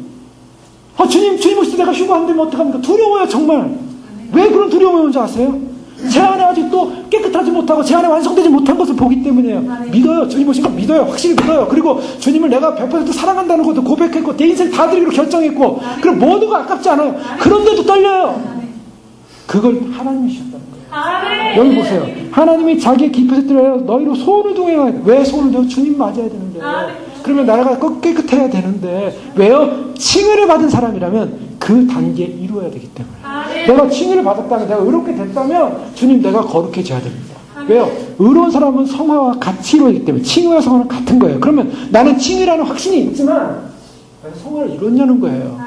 성화를 안 이뤘기 때문에 뭐예요? 이렇게 노력하라는 겁니다. 그러면 성화를 안 이뤘기 때문에 노력하기 때문에 노력해야만이 그러면 구원을 이루어지냐? 이 문제하고는 달라요. 자, 그러면 제가 20년 전에 주님 오시 정말 기다렸습니다. 그때 기다리신 분도 있어요. 정말 그때 열심히 기다렸어요. 정말 그때는 정말 주님이 오신다. 주님 오신다. 금식하며 기다렸고 1년씩 금식하면서 또 철야하면서 정말 기다렸어요. 그런데 주님 오실 시간이 다가오고 있었어요. 그때는 시한부였으니까 사람들이 시한부로 정해놨어요. 주님이 그때 오신대요. 그리고 얼마나 더 떨려요? 지금은 언제 올지 모르니까 덜 떨리는데 그때는 더 떨렸어요. 정말. 그런데 주님 제 나이 그 당시에 28인가요? 28.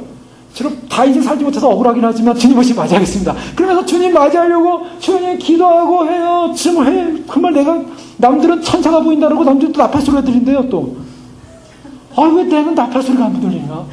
또 나팔이 보이는데 하늘에 보면 나팔이 보이는데 왜 나팔이 안 보여? 그러니까 이거 나는 떨어진 자 아닌가? 막 얼마나 두려운지 몰라요. 그러면서도 주님 내가 사랑하고 기다렸으니까 주님 날 사랑하시겠지. 그러면서 막 기도하면서 뭐 해야 되냐면 그때 무슨 생각이 딱 들었냐면요.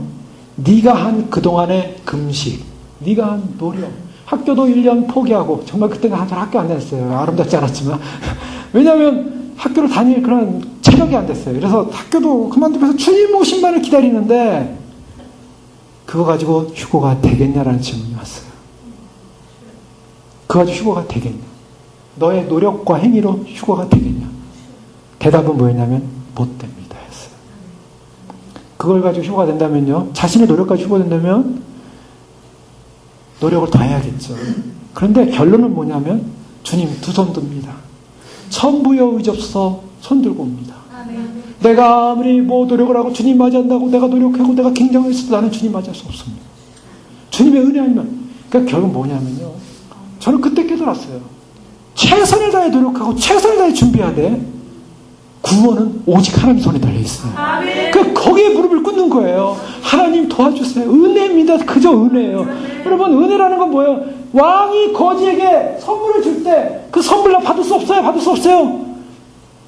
전도 폭발에서 해보셨잖아요. 받을 수 없어요가 아니라 그 왕이 나한테 주는 거 내가 손 내밀어 받으면 그 선물이 내 것이에요. 주님이 우리 왕인데 우리 같은 거지들에게 내가 너에게 선물을 줄게. 주님은 자격이 없어요. 자격이 없어요. 내 자신을 보면 자격이 없어요. 내 자신을 보면 자격이 없어요. 그런데 주님이 주신 그 선물이기에 은혜로 받겠습니다. 이게 은혜인 줄 믿습니다. 그러니까 칭의를 받은 사람은요 은혜로 구원 받는 거예요. 그러나 구원을 받되 그냥 가만히 있어서 구원되는 게 우리의 태도는 아니라는 거예요. 아멘. 우리는 최소한 주님 앞에서 매달리고 최소한 기다리고 요즘 한국에서요. 지금 이제 저희 교회에서 계속 기도하시는 분이 있습니다. 말씀 들으면서 그 세자매분이 정말 한 30, 40, 지금 뭐 50 넘으셨죠. 50 넘으신 평생 어머니의 그 유산을 이어받아가지고 어머니는 평양 때부터 그 장대교회 거기서부터 예수님 오심을 믿었고 그리고 그 자매분 세 분이 어머니로부터 휴거가 일어난다. 그래가지고 평생 어렸을 때부터 휴거를 소망하고 지금까지 오셨대요. 근데 이 세자매님이 지금도 기다리고 계시고 그래서 연락이 오셨어요. 그래서 가끔 이제 일주일에 한 번 정도 통화를 하는데 얼마 전에 너무 안타까워하시는 거예요. 그분이 다니는 교회 목사님께서 양재동 이제 담당 목사님이신데 우리 집사님도 다 아시는 목사님이에요. 그분이 무슨 목사님께서 지난주 설계 베리칩은 666이 아니니까 받아도 된다. 이렇게 설교하셨다는 게 주일 예배. 그래서 거기서 권사 그 훈련을 받으려고 생각하고 계시다가 공부하셔야 된대요. 그냥 포기할 때 정이 뚝 떨어져가지고. 근데 그런 분이 기도를 많이 하면서 주님 오시고 기다리시는데 이런 말씀 하셨어요. 한국에 주변에 있는 예수님 오시니까 준비해야 된다고 설교 좀 들어보라고 이렇게 전하면요. 아유 너무 심취하지 마. 너무 종말에 심취하지 마. 그러면서 주님 오시면 주님 맞이하면 되지. 뭘 걱정을 해 우리가. 이렇게 열심히 신앙생활 하는데 아주 그냥 속이 답답해가지고 이분이 너무나 안타까워서 그러면서 싸이가 하는 노래는 또 다 따라 부른대요. 그래서 그냥 긴장이 없다는 거예요. 싸이가 어떤 노래를 부르는지 모르겠지만 그러면서 긴장이 없어요. 자, 주님 보실 때 어떻겠습니까? 빌립보서 오늘 계속 본문 말씀 2장 아까 말씀 15절 말씀 보십시오. 이는 너희가 흠이 없고 순전하여 어그러지고 거스르는 세대 가운데서 하나님의 흠없는 자녀로 세상에서 그들 가운데 빛들을 나타내. 자, 여기서 왜 두렵고 떨림이 문제가 나오냐면요. 왜 우리가 두렵고 떨림으로 우리의 구원받음을 드러내야 되면요. 흠없고 순전하고 깨끗하게 드러나기 위해서인데 왜 그러냐면 거스르는 세대라는 거예요. 이 세대는 어떤 세대냐면 그냥 주님 오심을 준비하지 못하게끔 그냥 세속에 푹 빠져 있게끔 그렇게 우리를 거스르는 세대라는 거예요. 그러니까 긴장하고 있어야 되는 거예요. 지금 다른 사람도 주님 오시는데도 긴장이 안 되니 그게 정상인지 아니면 주님 오신다니까 내가 주님 앞에 기다리면서 정말 떨면서 두려워하면서 그날을 소망하면서 그날의 은혜를 사모하고 있는 게 정상인지 뭐가 정상이냐는 거예요. 왜요? 두렵고 떨리는 사람들이 하나님의 흠없는 자녀로 빛들어 나타내기 위해서. 사람들이 볼 때요. 예수님 오시는 걸 믿는 사람들 보면서 주목하고 있어요. 과연 주님이 오시나 안 오시나 우리가 주목하고 보자. 주님이 오시나 안 오시나 주목하고 보자. 근데 그 사람들이 세상과 똑같이 아무 걱정과 염려 없이 주님 오신다고 기다리는 사람들이 우리는 주님 오시면 달림 받으니까 아무 걱정도 염려도 없어. 이렇게 하면서 편하게 살고 있는지 아니면 우리가 긴장하면서 우리 죄를 지면 안 돼. 우리 믿음으로 살아야 돼. 바르게 살아야 돼. 우리가 경건하게 살아야 돼. 어떻게든지 주님 맞이하기 위해서 우리가 준비해야 돼. 이 모습을 보면서 무슨 생각을 하시겠어요? 사람들이 누구를 빛이라고 얘기하겠어요? 빛이 뭡니까? 11절 말씀이면 생명의 말씀을 밝혀 너희 다람이도 헛되지 아니하고 수고도 헛되지 아니하므로 그리스도의 날에 나로 자랑할 것이 있게 하렵니다. 자, 두렵고 떨림으로 그날을 소망하는 우리들에게 있어서는요. 그날이 결코 헛되지 않을 줄로 믿습니다. 바로 헛되지 않게 해서 그런 거예요. 헛되지 않게 해서 우리의 싸움이 헛되지 않게 해서 우리의 싸움이 헛되지 않을 것입니다. 절대로 헛되지 않을 것입니다. 우리가 주님을 믿고 의의 종이 돼서 거룩함을 향하여 소망하고 거룩함을 향해 달려가고 로마서 6장 19절에 너희는 육신이 약함으로 내가 사람이 예대로 말하노니 전에 너희 지체를 부정과 불법에 드려 불법에 이른 것 같이 이제는 너희 지체를 의에게 종으로 드려 거룩함에 이르라. 거룩함에 이르라.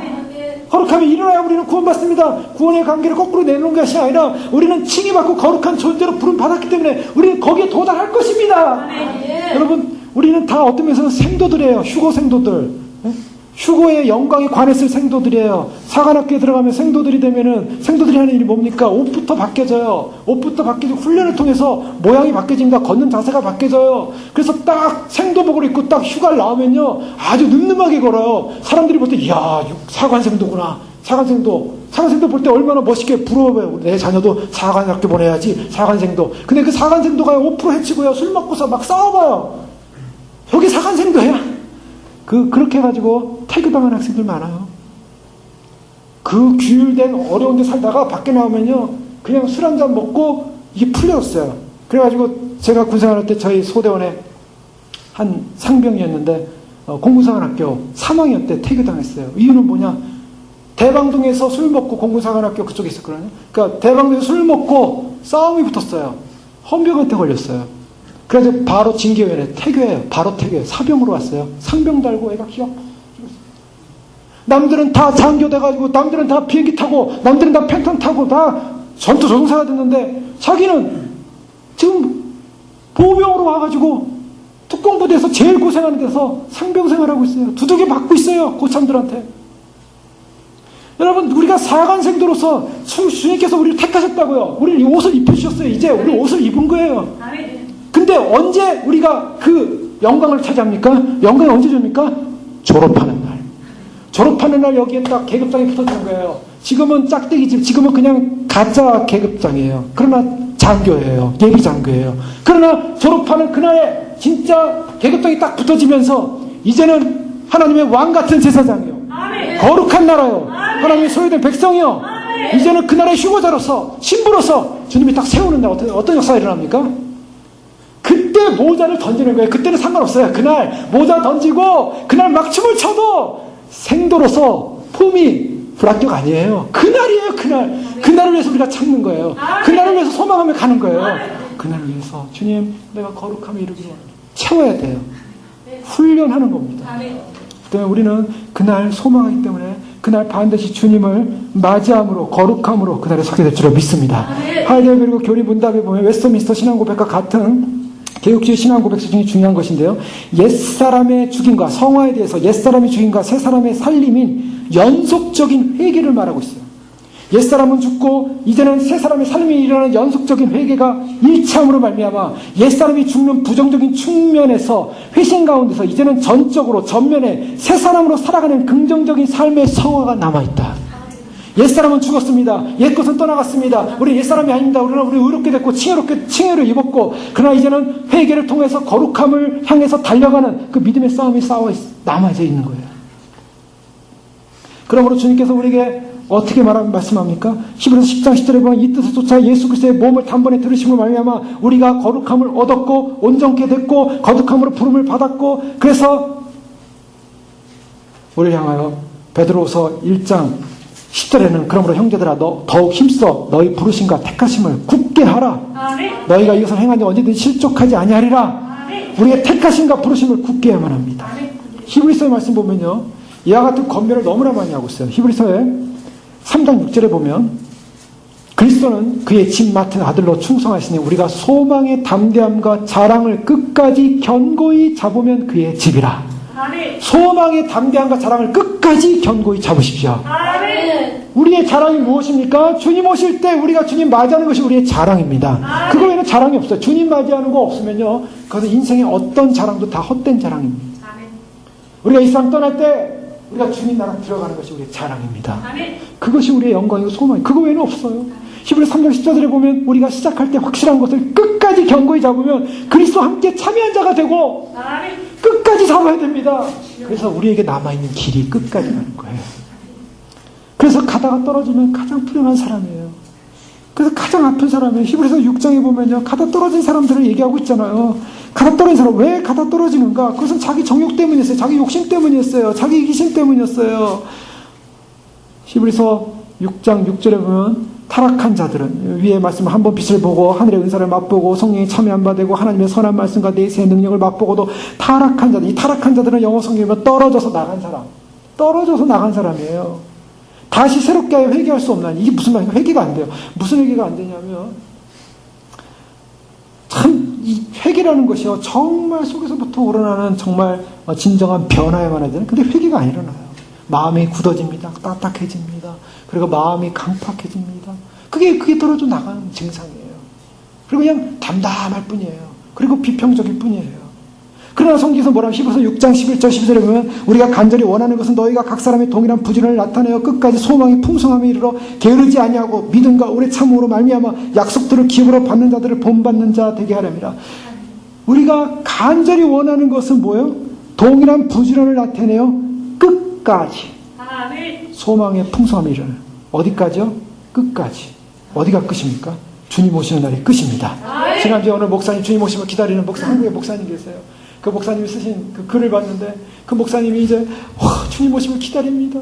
올해 6월에 오실까요? 주님 오심을 기다립니다. 오시지 않더라도 기다립니다. 이제 우리의 기다림은 끝날 것입니다. 언제까지 끝나냐면 내가 와서 너를 만나는 그 시간이 너의 기다림은 끝이다. 그래서 주님을 사모한다고, 주님을 사모하고 기다리기 때문에 찬양함이 기쁨이고, 주님을 사모하고 기다리기 때문에 기도함이 기쁨이고, 그 열매로서 주 앞에 올려드립니다. 여러분, 정말 주님을 사모하는 사람들 기다리고 있지 않습니까? 기다리는 사람은 그 기다림이 언제 끝납니까? 끝까지 주님 오시는 날, 주님 만남으로 끝날 줄로 믿습니다. 아멘. 여러분, 그거 놓쳐버리면요, 그 다음에 한란에 만약에 나 떨어진다면 어떻게 되겠습니까? 한란에 떨어진다면 그 믿음 지키기 위해서 주님을 찾을 수 있어도 찾을 수 있을 때 찾지 못하고 떨어져서 주님을 아무리 불러도 찾지 못할 시간이 온다고요.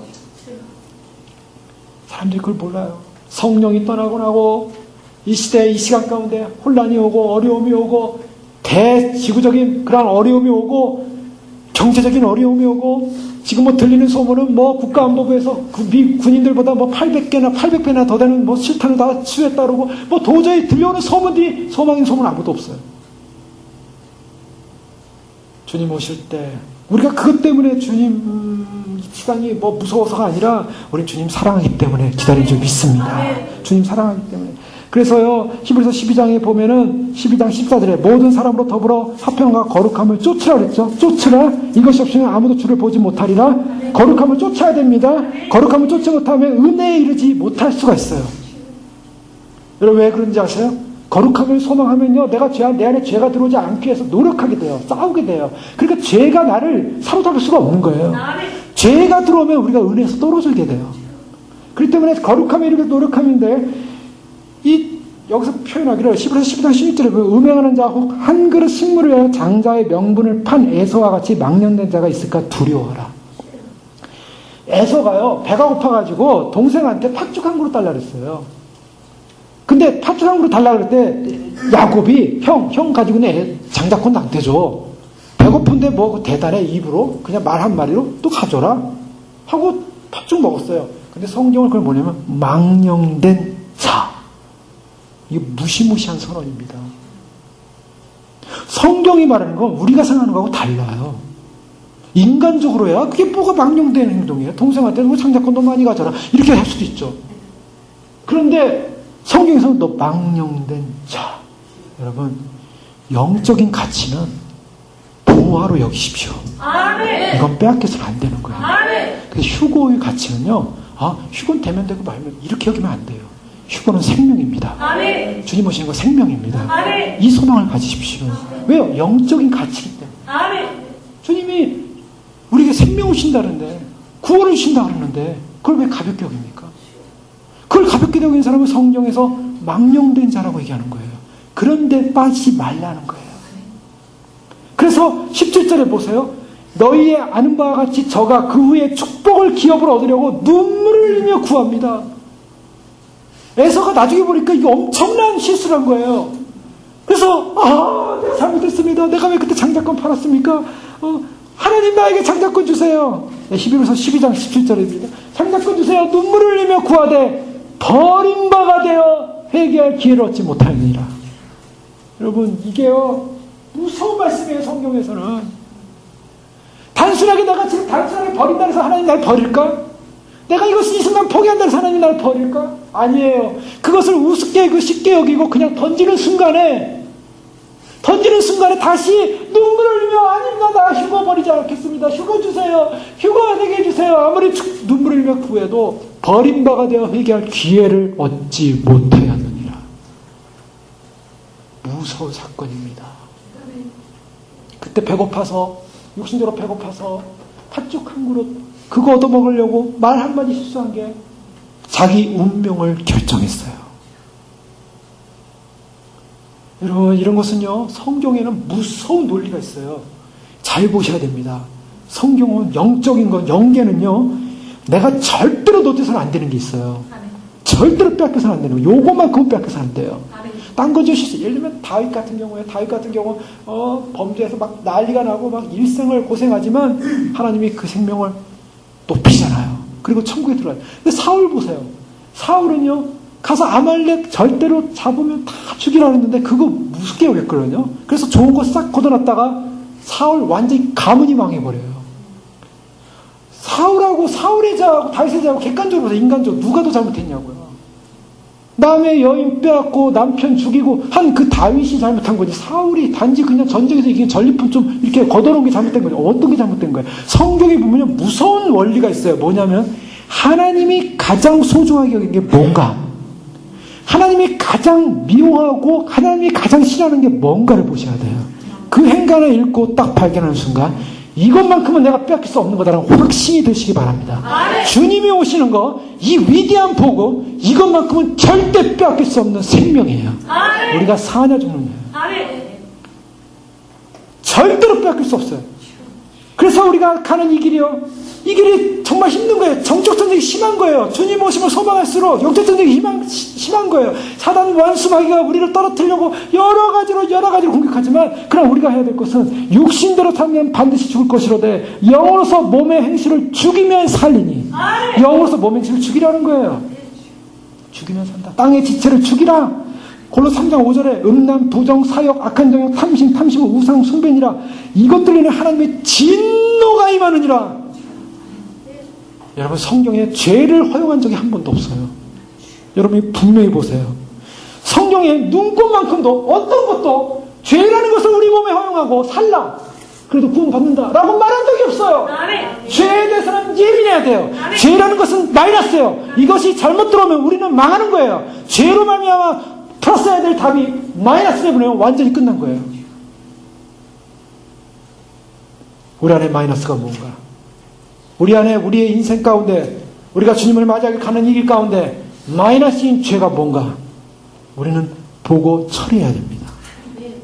바로 그것이 두렵고 떨림이에요. 그래서 우리가 하나님 주님 앞에 가기까지 내가 참으로 주님 앞에서 행여나 실수하고 넘어진 것도 있지 않겠습니까? 용서해 주십시오. 용서를 구하고요. 저도 마찬가지예요. 저도 뭐 실수한 것도 많아요. 저도 용서를 주님 앞에 구하고, 또 제가 실수하지 않도록 기도해 주십시오. 또 더 나아가서 우리가 정말 이 마지막 길 가는 게 정말 사랑처럼 조심스럽게 얼마나 이 길을 가는 것이 어려운가. 주님께서 마태복음 5장에 얼마나 무섭게 말씀하세요. 만일 내 오른눈이 너를 실족해 하거든 빼어버리라. 내 백지 중 하나가 없어지고 온몸이 지옥에 던지는 것이 유익하다. 얼마나 무서워요. 주님이 지옥 얘기를 하세요. 내 오른 눈이 실족해 하거든 빼버릴 정도로 주님이 결단하는 거예요. 이렇게 무서운 길이에요. 이게 쉬운 길이 아니에요. 물론 구원은 주님의 은혜로 합니다. 그래서 구원받는 것은 아무런 나의 공로도 없어요. 나의 힘도 없어요. 주님의 전적인 은혜입니다. 그러나 주님께서 나에게 주신 그 은혜를 우리가 인식한다면, 우리가 그날에 그 앞에 서기 위해서 우리가 주님 앞에서 주님이 말씀하신 대로 우리가 최선을 다하여 거룩함을 입기 위하여 거룩한 존재가 되게 거룩함으로 불러주셨는데, 거룩한 자다운 거룩으로 채우셔야 될 줄 믿습니다. 그것이 바로 휴거생도들이에요. 휴거생도들. 우리가 그날 주님이 주시는 계급장 받는 날, 주님이 주시는 영광의 면류관 받는 날, 인내로서 주님을 기다려서 그 기다로 말미암아 생명의 면류관 받는 날. 그렇기 때문에 우리의 전쟁은요, 마지막까지 싸움이에요. 마지막까지. 사단이요, 마지막까지 공격합니다. 우리가 철력전에서 보면 알지 않습니까? 철력전에 크리스찬이 마지막 천성문 앞에 가는데도 사단이요, 아주 그냥 그를 천성문에 못 들어가게 하려고 발악하고 있잖아요. 그러나 주님의 약속을 부여잡는 거예요. 약속 부여잡습니다. 주님을 부여잡습니다.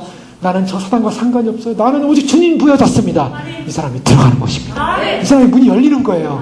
문이 열려서 들어가는 것입니다.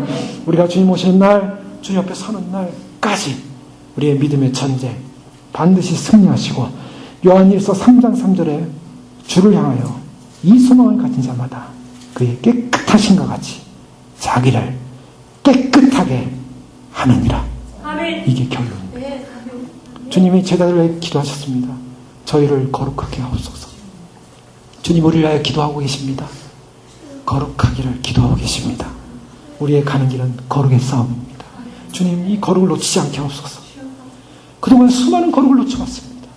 우리의 말에, 행동에, 눈에, 우리의 삶에, 우리의 호흡에 수많은 거룩을 놓쳐왔던 것, 주님 이제는 그 모든 마이너스적인 죄를 다 씻고 다시 주님의 거룩하심으로, 정결함으로 씻기를 원합니다. 주님 오시는 날 주님의 은혜로 데려가 주시고 주님의 은혜로 들림받게 하시고 에서처럼 이 귀중한 복음 놓쳐서 후회하는 일 절대 없이 우리가 다 올라가 사랑하는 우리의 주님, 우리 주님 친히 뵙고 우리가 올라가서 주님 만날 뿐만 아니라 먼저 간 주님의 백성들, 주님의 자녀들, 또한 주님의 선조들, 믿음의 선조들 다 만나 뵙는 그런 믿음으로 승리케 하여 주시옵소서. 기도하시겠습니다. 할렐루야. 아버지 하나님 감사합니다. 주님 우리를 불러주셔서 감사합니다. 아버지 하나님 결코 빼앗기지 않게 해서 놓치지 않게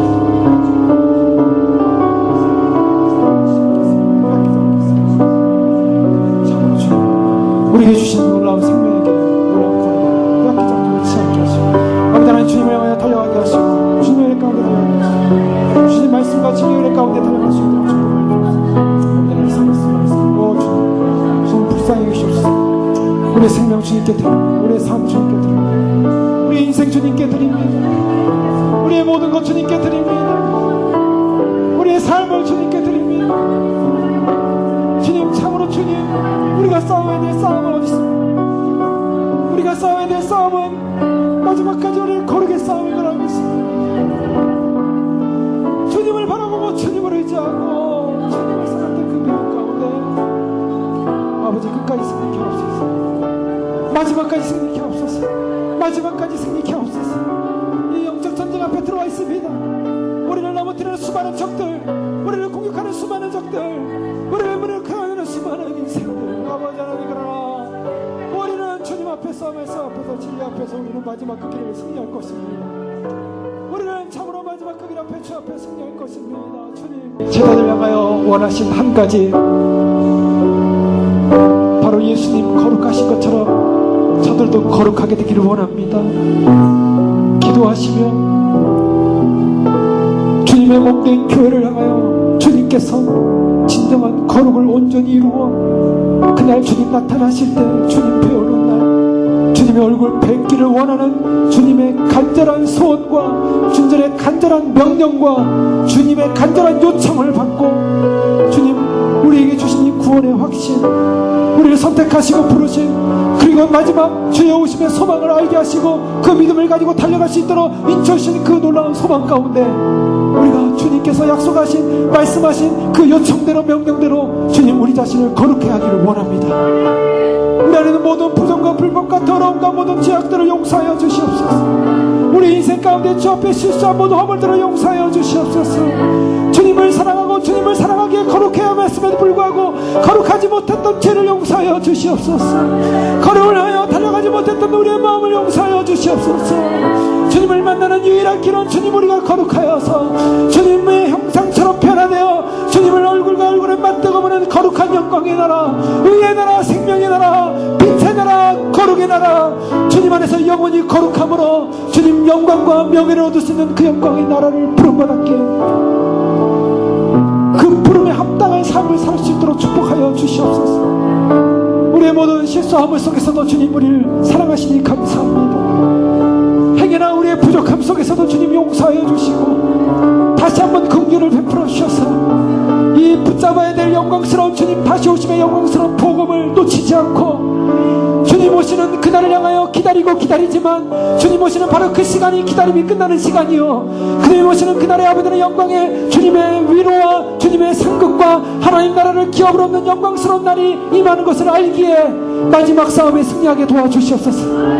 원수마귀는 우리의 거룩함을 무너뜨리고 여러가지 방법으로 공격해오지만 이미 저들은 묶인 사자여 이미 저들은 목이 달아난 참으로 사단이요 아버지 우리를 향해 더 이상 우리를 공격할 수 없기에 우리는 예수 그리스도의 이름으로 그들을 대적하며 예수 그리스도의 이름으로 우리는 거룩을 선포하며 우리가 참으로 거룩하기로 결정하며 주님 거룩한 존재로 설 줄을 믿습니다. 끝까지 거룩하여 끝까지 그날에 거룩한 의의 백성으로 죄와 상관없이 이제 주님 앞에 주님 오시는 그날 주님 만나는 그날 주님을 맞이할 수 있도록 축복하여 주시옵소서. 공중으로 주님 오실 때 주님 우리가 다 들림받아 주님을 맞이하는 것이 우리의 위로인 줄 믿습니다.